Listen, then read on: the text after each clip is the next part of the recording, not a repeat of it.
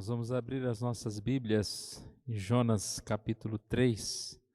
Vamos ler o último versículo de Jonas 3 e o capítulo 4.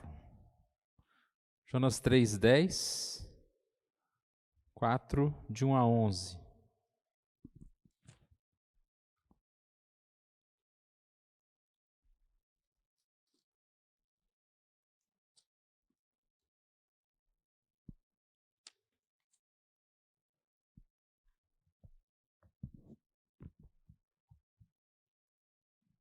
Vou fazer essa leitura, os irmãos queiram acompanhar. Viu Deus o que fizeram, como se converteram o seu mau caminho, e Deus se arrependeu do mal que tinha dito lhes faria e não fez. Com isso, desgostou-se Jonas extremamente e ficou irado. E orou ao Senhor e disse: Ah, Senhor, não foi isso o que eu disse, estando ainda na minha terra? Por isso me adiantei, fugindo para Tarsis, pois sabia que és Deus clemente, misericordioso e tardio em irar-se, grande em benignidade, e que se arrepende do mal. Peço-te, pois, ó Senhor, tira minha vida, porque melhor me é morrer do que viver. E disse o Senhor: é razoável essa tua ira? Então Jonas saiu da cidade, sentou-se ao oriente da mesma, e ali fez uma ramada, e repousou debaixo dela, à sombra, até ver o que aconteceria à cidade. Então fez o Senhor Deus nascer uma planta que subiu por cima de Jonas, para que fizesse sombra sobre a sua cabeça, a fim de o livrar do seu desconforto. Jonas, pois, se alegrou em extremo por causa da planta. Mas Deus, no dia seguinte, ao subir da alva, enviou um verme, o qual feriu a planta, e esta se secou. Em nascendo o sol, Deus mandou um vento calmoso, oriental. O sol bateu na cabeça de Jonas, de maneira que desfalecia, pelo que pediu para si a morte, dizendo: melhor me é morrer do que viver. Então perguntou Deus a Jonas: é razoável essa tua ira por causa da planta? Ele respondeu: é razoável a minha ira até a morte. Tornou o Senhor: tens compaixão da planta que te não custou trabalho, a qual não fizeste crescer, que numa noite nasceu e numa noite pereceu? E não hei eu de ter compaixão da grande cidade de Nínive, em que há mais de 120 mil pessoas que não sabem discernir entre a mão direita e a mão esquerda, e também muitos animais? Estamos chegando ao final desse nosso estudo do livro de Jonas. Eu creio que nós podemos aprender bastante e ver como a palavra de Deus ela é rica, né? Quanto mais nós estudamos, mais nós aprendemos. No capítulo 1, nós estudamos a fuga frustrada. Jonas é chamado por Deus para pregar em Nínive e ele foge para Tarsis. E nós realmente percebemos que não há como fugir do Senhor. Para onde me ausentarei do teu Espírito? E ele fugiu e por isso houve uma grande tempestade e ele acabou tendo que ser jogado para fora do navio. Capítulo 2, vemos o arrependimento de Jonas. Ele que aparentemente de todo jeito não queria servir a Deus, ao afundar e perceber que estava à morte, orou ao Senhor. E Deus ouviu a oração de Jonas, e nós percebemos ali um Jonas arrependido, um Jonas que diz que a salvação pertence ao Senhor, um Jonas que diz que os votos que ele fez, ele irá cumprir. Jonas então é salvo por Deus e vomitado daquele peixe. No capítulo 3 nós vimos aqui o que nós chamamos da segunda chance de Jonas e o arrependimento dos ninivitas. Jonas então vai pregar e nós percebemos que ainda ele não estava com seu coração completo. Aparentemente ele prega de forma apressada, digamos assim, ele se resumiu à mensagem: ainda 40 dias e Nínive será subvertida. E nós vimos que essa mensagem miraculosamente atingiu a cidade inteira, do mais pobre ao mais rico. Eles se colocaram em jejum, em pano de saco, em arrependimento, e acredito que até que chegou aquele dia, os 40 dias, eles se mantiveram em oração, clamando a Deus. E Deus, assim, não destruiu a cidade.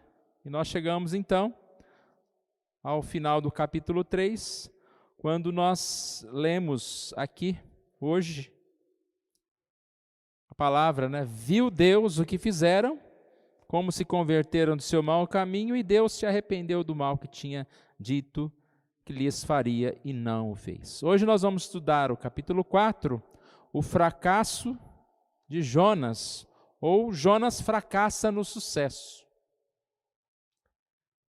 Na verdade, nós temos aqui um sucesso de um pregador que coloca uma mensagem e uma cidade inteira, o maior evangelista de todos os tempos, uma cidade inteira se converte. Mas para ele foi um fracasso, e assim ele não recebe bem essa mensagem. Uma curiosidade, que a gente poderia dizer que Jonas, o livro de Jonas poderia ter acabado no capítulo 3. E assim viveram felizes para sempre. As pessoas se converteram, e Jonas foi para casa e tudo terminou. Mas nós sempre encontramos a palavra de Deus como algo que coloca todas as verdades, conta a história de uma forma verdadeira. Aí se a gente pudesse ter esse controle da história, quando a gente vê uma biografia ou alguém contando uma história, a gente vê o lado de um e vê o lado do outro, a ponto da gente pensar, será que estão falando da mesma pessoa? Porque um fala um lado, o outro fala o outro lado. Aí se nós tivéssemos a história contada de forma perfeita e real, mas nós temos na Bíblia. A Bíblia é verdadeira e tudo que ela fala, ela não vai esconder nada. Ela conta os detalhes todos. E aí ela vai desnudando a personalidade humana. Ou seja, a Bíblia fala do homem, fala de nós, como nós somos. Quando nós lemos esse livro de Jonas, nós não olhamos para ele e falamos: ei Jonas, você também? Você era um profeta muito ruim. Podemos até dizer isso, mas a ideia é: ei Jonas, como eu sou parecido com você, como eu enxergo-me, porque assim somos nós, irmãos.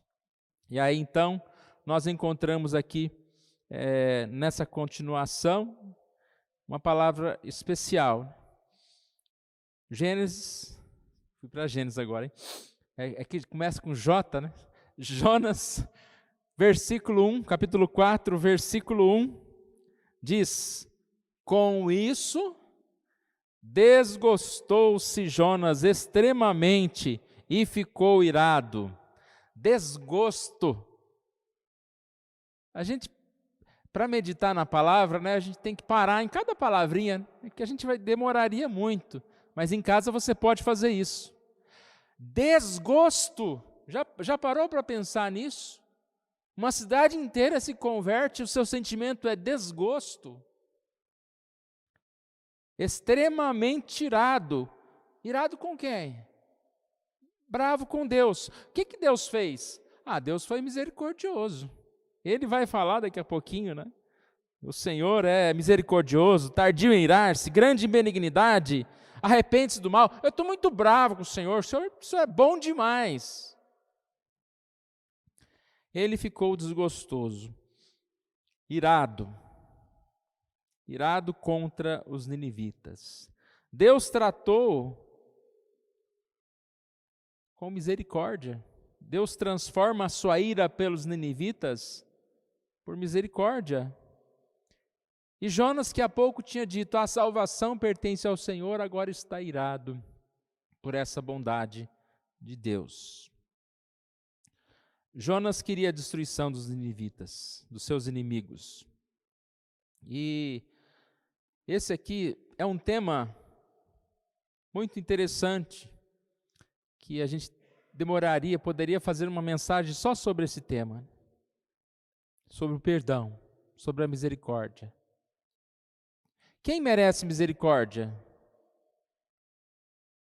Merecer não seria misericórdia? Ou seja, ninguém merece misericórdia. A misericórdia é uma bondade de Deus acima do merecimento. Mas existe um limite para a misericórdia? Para Deus, não. Deus, ele é misericordioso com quem ele quer, seja um assassino cruel, ou seja uma pessoa, digamos assim, normal. E nós, irmãos, há limite para a nossa misericórdia? É um bom tema, né? A gente ouve tanto falar do limite do humor, limite daquilo, limite daquilo. Qual é o limite da misericórdia? Eu citei há pouco esse caso da Daniela Pérez, que depois de 30 anos ela faz um documentário para esculhambar com a vida do Guilherme de Pádua lá, o assassino da sua filha, que matou, mas ele cumpriu a sua pena, e ele diz que está recuperado, que é um pastor hoje. É falso, é psicopata, é um bandido, precisa morrer, precisa pegar prisão perpétua. E aí eu estava pensando, na verdade, a gente não tem que discutir quem merece misericórdia, porque essa não é uma pergunta se eu perdoo ou não, mas cabe a Deus. É Deus que sabe o coração de cada um. Ah, mas eu não consigo perdoar. Eu não tenho sangue de barata, né? Algumas vezes falo. Eu vi uma história de um pai, alguns missionários que foram para um país distante e lá foram mortos por uma tribo. E eu vi uma história de um pai que orava pedindo a Deus uma oportunidade de conhecer os assassinos de seu filho. E não só conhecer, mas que eles pudessem se converter. E disse que eles foram alcançados pelo Evangelho. E um dia ele teve essa oportunidade de conhecer. E disse que foi lá e abraçou essas pessoas. É uma atitude correta, irmãos. É fácil? Bom, a gente só poderia saber se a gente passasse por isso, né? Talvez seja fácil para mim, fácil ou para o outro, ou difícil para o outro. Mas é uma atitude correta, irmãos. Quem somos nós? Deus age com misericórdia com quem Ele quer. Mas vamos seguir, senão a gente demora um pouco. Jonas ficou irado porque não houve o julgamento, porque Nínive não foi destruída. Orou ao Senhor, versículo 2, e disse: Ah, Senhor, não foi isso o que eu disse, estando ainda na minha terra? Por isso me adiantei fugindo para Tarsis, pois sabia que és Deus clemente, misericordioso, tardio em irar-se, grande em benignidade, e que te arrependes do mal. Ele cita, né, uma passagem lá de Êxodo 34. Orou ao Senhor, é curioso. A última vez que Jonas ora, ou aparece aparentemente a única, foi quando ele estava à morte, lá no ventre do peixe, pedindo misericórdia. Agora ele ora a Deus, pedindo para que Deus venha agir com ira contra o inimigo. Aqui praticamente ele está um pouco negociando com Deus. Senhor, não é possível que vai acontecer, que vai ficar nisso. O Senhor está errado. Como que o Senhor perdoa aquele povo? É por isso que eu não fui, que eu fugi para Tarsis, porque eu sabia que o Senhor ia perdoar.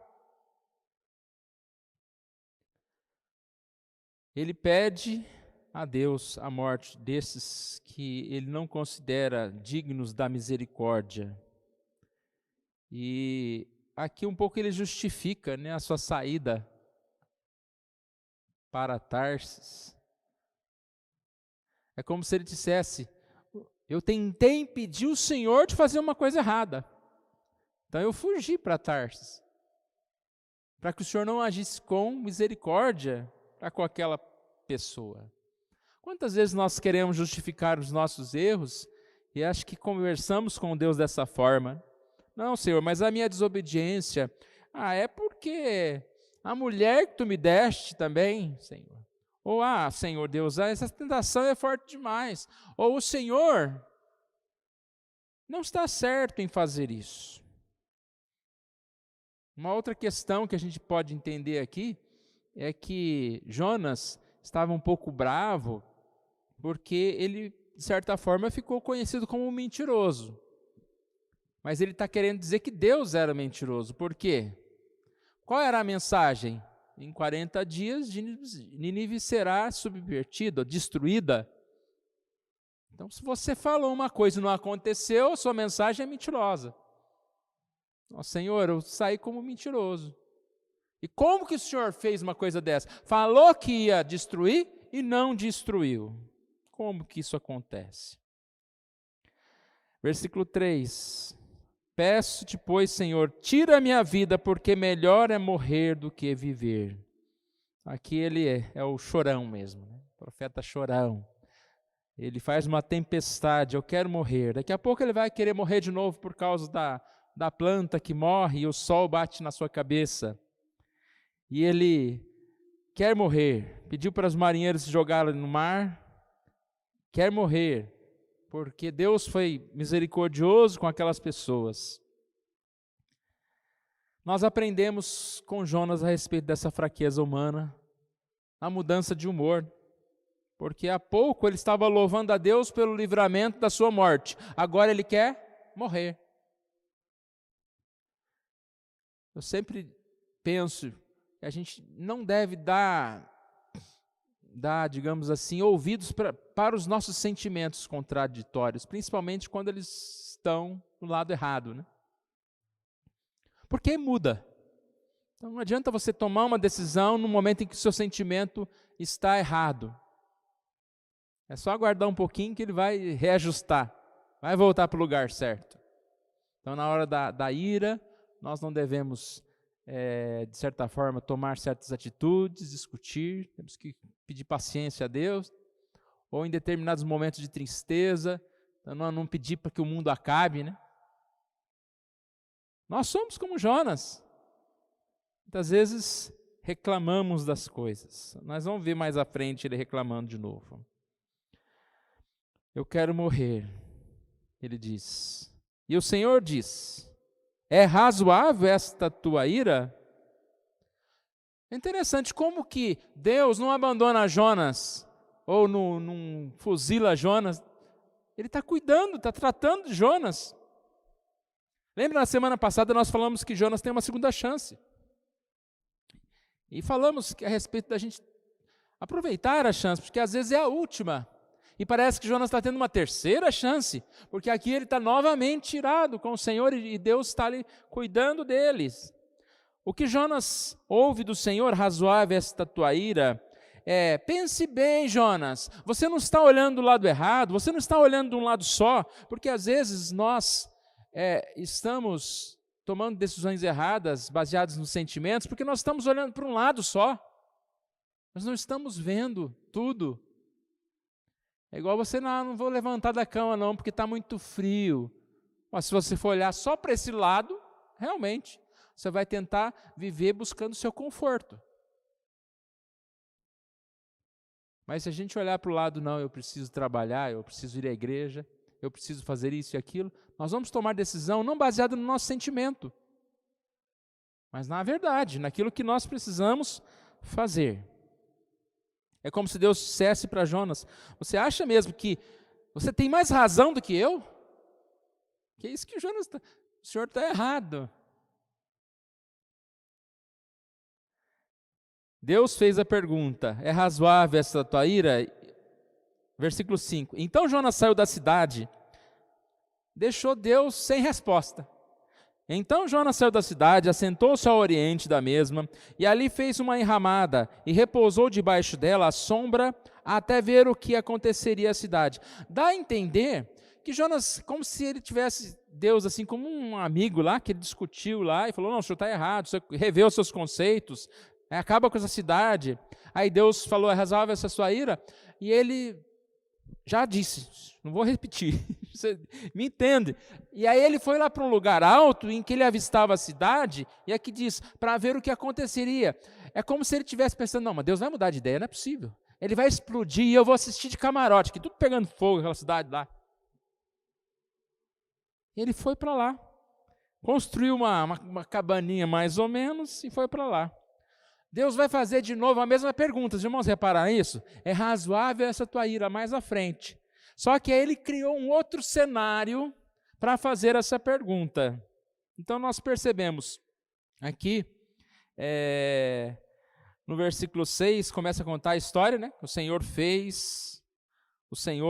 Deus, nascer uma planta que subiu por cima de Jonas para que se fizesse sombra sobre a sua cabeça, a fim de o livrar de seu desconforto. Jonas, pois, se alegrou em extremo por causa da planta. Primeira vez que Jonas está alegre, por causa da planta, por causa de algo pessoal. Jonas demonstra muitas características humanas. Aqui é um sincero egoísmo, né? Eu estou feliz comigo. Por quê? Porque eu ganhei uma plantinha. E aqueles homens estavam felizes porque não tinham sido mortos por Deus, e ele está bravo com a felicidade do outro, mas naquele momento ele está feliz por causa de uma planta. Versículo 7, mas Deus no dia seguinte, ao subir da alva, enviou um verme, o qual feriu a planta, e esta secou. Matou a planta. Não só isso, versículo 8, em nascendo o sol, Deus mandou um vento calmoso oriental, o sol bateu na cabeça de Jonas, de maneira que desfalecia, pelo que pediu para si a morte, dizendo, melhor me é morrer do que viver. Aqui que eu falei que a gente ia voltar na questão do reclamar, né? Reclamar. A gente tem umas expressões que a gente devia rever, né? Eu estou morrendo de frio, eu estou morrendo de calor, estou morrendo de fome, está tudo morrendo. Que morte é essa? Jonas está mais ou menos assim. E eu fiquei pensando nesses dias, né? Quando deu essa esfriada, a gente fica até, às vezes, um pouco alterado, nervoso por causa do frio, né? Quase que você fala, Senhor, eu estou irado até a morte. Era melhor que eu morresse do que ter que passar esse frio aqui. E não é exagero, às vezes a gente faz algo parecido com isso. Por que Jonas está irado? Porque o bicho comeu a flor, a folha lá, gigante lá. E diz que esse sol aqui, com esse vento, diz que era um vento meio cheio de areia, um vento muito quente. E ele estava realmente passando por um momento assim, difícil, fisicamente. Mas ele exagera um pouco, né? Versículo 10. Tornou o Senhor, ou seja, falou novamente o Senhor. Tens compaixão da planta que te não custou trabalho, a qual não fizeste crescer, que numa noite nasceu e numa noite pereceu? Compaixão de uma planta que não te custou nada, foi Deus que enviou. O nosso tema é sobre a soberania de Deus. Deus está no controle, Deus cuida de todos os detalhes. Você amou uma planta, né? Deus, como se Deus estivesse dizendo, e odiou esses homens. Versículo 11. Eu não hei de ter compaixão da grande cidade de Nínive, em que há mais de 120 mil pessoas que não sabem discernir entre a mão direita e a mão esquerda, e também muitos animais? Que é uma repreensão muito séria de Deus a Jonas. Você tem compaixão da planta, você se importa mais com uma planta do que com uma cidade inteira, que nós falamos que esses 120 mil pessoas poderia estar se referindo apenas às crianças, né, que não saberiam que não sabem discernir, além dos outros. Mas imagine, você não se importa com uma cidade inteira que tem criança, que tem animal, todos morrer? Não era para você estar feliz? E aí a gente percebe o que mais aconteceu. o livro termina sem fim. Se o capítulo 3 era um final feliz, o capítulo 4 é um filme sem fim. Nós acreditamos que sem fim, porque a pergunta fica em aberto. Para quem? Para qualquer um de nós, leitores. É razoável esta tua ira? A pergunta fica aberta. Você, como Jonas, não reconhece o amor e a misericórdia de Deus, a bondade de Deus? E nós vemos então e cremos que Jonas deve ter percebido como estava errado, tanto a razão desse livro existir com tantos detalhes. Jonas, ou seja quem for que selecionou essa história, colocou todos os detalhes necessários para nós. Irmãos, o que nós aprendemos para a gente concluir? Uma lição, os 4 capítulos do livro de Jonas, que a gente vê claramente aqui é a misericórdia de Deus. E quando a gente pensa na misericórdia de Deus, às vezes a gente confunde com a nossa misericórdia, né? Vai até um limite, não. Se eu fizer mais isso, Deus não perdoa. Ou aquele fez isso e Deus não pode perdoar. Mas nós podemos sim, irmãos, ficar felizes, porque Deus não mede o pecado para dar a misericórdia. Mas nós sabemos que nós precisamos tomar essa decisão, enquanto é tempo. Porque nós não sabemos nem quanto tempo nós temos de vida. Então nós precisamos tomar essa decisão de estar com o Senhor, de nos arrependermos do nosso pecado, de mudar a nossa vida. Mas não há pecado grande que não possa ser perdoado. Baseado nisso, nós já estamos praticamente dizendo, né? A salvação é pela graça. Os ninivitas foram salvos. Jonas mesmo não merecia nem ser ninguém. E Deus tantas vezes trata de Jonas como um profeta dele, chamando aquele, vai você mesmo, vai pregar de novo. Vimos aqui o personagem como um total desastre, fracasso espiritual, alguém que experimentou a misericórdia e não teve misericórdia, alguém que não teve paciência, mas teve a paciência de Deus, alguém que não amou, mas foi amado, alguém rancoroso. Jonas consegue ser o filho pródigo e o irmão do filho pródigo. Ele se torna o filho pródigo quando ele sai da casa do pai, quando ele segue para o outro lado. Deus fala, vai para cá, fique aqui, você está comigo. E ele foge, ele pega aquele navio. Qual que será a ideia dele?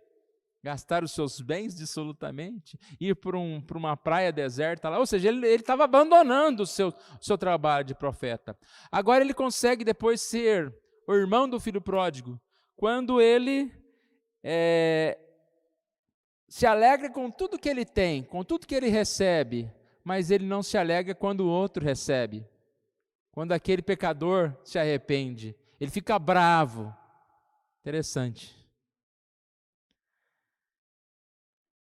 Mas quem é esse Jonas?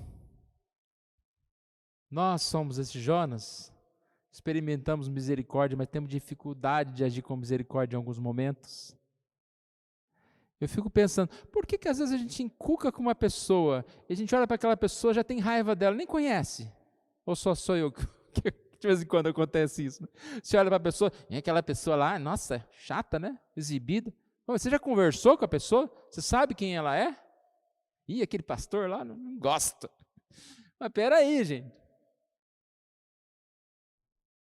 Agir com misericórdia é uma coisa mais natural. Deveria ser a coisa mais natural da nossa vida, porque nós precisamos de misericórdia o tempo todo. Ou como a gente é ruinzinho, né? Como a gente peca novamente, as mesmas coisas, faz errado. E o quanto nós já ganhamos essa misericórdia, mesmo se nós, graças a Deus, já melhoramos bastante, ou somos até bom demais, né?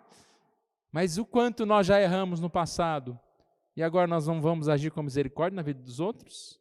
Não vamos perdoar, não vamos ter paciência com os outros? Nós somos esse Jonas, somos amados e às vezes não amamos, e recebemos a paciência de Deus, às vezes não temos essa paciência. Nós somos esse Jonas que muitas vezes recebe tantas bênçãos e gasta dissolutamente, não valoriza as coisas que ganha. Nós somos esse Jonas que queremos o bem das pessoas, mas às vezes a gente começa a olhar, mas Deus, o Senhor está dando demais para ele, podia dar para mim, né? Não é para o outro, não. Nós somos esse Jonas. Mas eu queria terminar com esse livro aberto, né? Capítulo 4, terminou. Eu não hei de ter compaixão? E a pergunta que ficou em aberto aqui é razoável esta tua ira?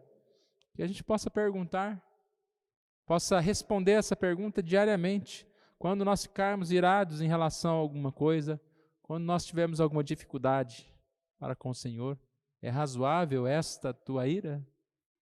E uma outra palavra, dentro de 40 dias, Nínive será subvertida.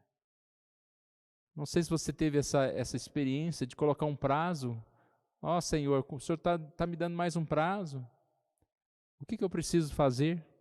A gente precisa colocar prazo, senão a gente vai deixando as coisas e não faz nada.